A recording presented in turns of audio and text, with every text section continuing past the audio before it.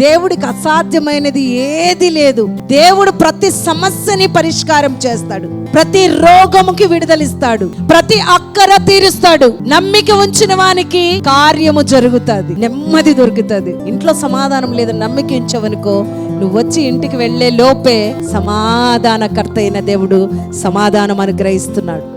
ఆమేన్. ఆయన దాచి ఉంచిన మేలు ఎంతో గొప్పవండి. నమ్మితే మనం కార్యం చూస్తాం.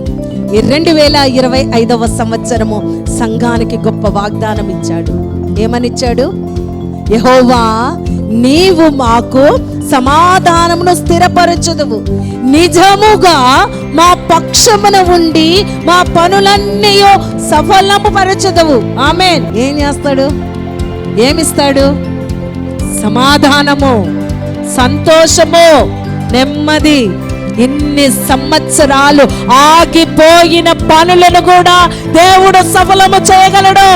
ఆమేన్. నువ్వు నమ్మితేనే కార్యం జరుగుతుంది. నువ్వు నమ్మాల్సింది మనుషులు కాదండి.